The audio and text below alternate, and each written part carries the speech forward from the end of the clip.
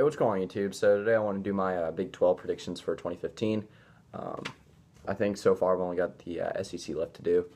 So yeah, let's go and get started. Going from 10 to 1, start with number 10, Kansas, 9, Texas Tech, 8, Iowa State, 7, Kansas State, 6, OU, 5, West Virginia, 4, Texas, 3, Oklahoma State, 2, TCU, and 1, Baylor. Really 3 to 6 could go any way. Actually 3 to 7. I think it's a big log jam between Oklahoma State and Kansas State. All those teams could easily flip flop. I think Kansas State will come out in the bottom 3 or 4, but OU, West Virginia, Texas, Oklahoma State, they're all kind of in a mosh pit right now. It's hard to see any clear better team out of all those 4. OU brings in a new quarterback in Baker Mayfield, transfer from Texas Tech, who will probably start over Trevor Knight and Cody Thomas. They bring in a new offensive coordinator with Lincoln Riley. Samaje Perine is back for his sophomore year. They might have Joe Mixon back as well. Sterling Shepard at wideout. They do have a very talented team, a team that could easily finish in the top 10 this year, but also a team that could easily meet or easily just fall to expectations like last year. Last year they finished 8-4.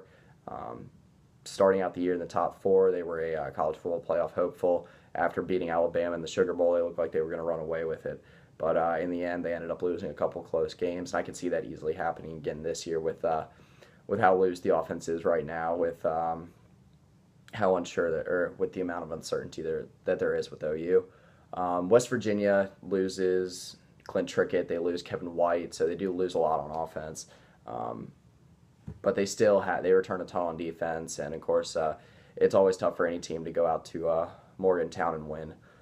Texas, it's another year for the Stronghorns. I think Charlie Strong will improve massively this year. They bring Jonathan Gray back on running back. They have options at quarterback with Gerard Hurd and Tyrone Swoops. Malik Jefferson is leading that defense. I think it's going to be hard to see Texas finishing lower than 5th. I think this is the year they finally can put together an 8-9 win season. Oklahoma State coming back with Mason Rudolph. A little bit of uncertainty at running back, but they do return a lot of starters. I think 17, and they return a ton on defense. Emmanuel Ogbah, who should be a first-round pick next year. They return Seth Jacobs. They land a few transfers. They landed a Moncrief kid from Auburn who might not be able to play this year, but if he does, it's a big upgrade at safety. And they do have a very favorable schedule. OSU gets TCU and Baylor both at home, both teams that struggle to win in Stillwater. So very favorable schedule for OSU. TCU, this is the first year with the target on their back.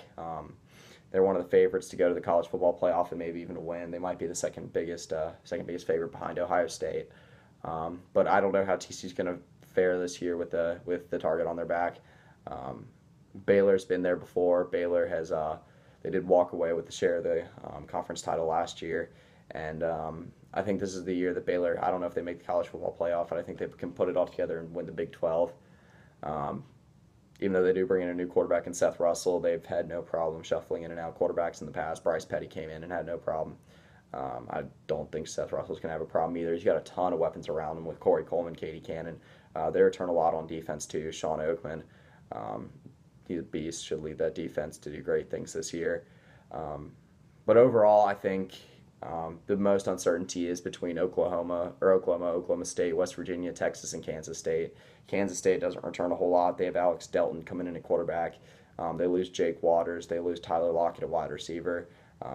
They do return Glenn Gronkowski, though. Should be a nice little hidden weapon for that offense. So the Big 12 is one of the most wide-open conferences this year, as always. Should be interesting to see, but my prediction, Baylor does come out on top. So yeah, that's pretty much it. See ya.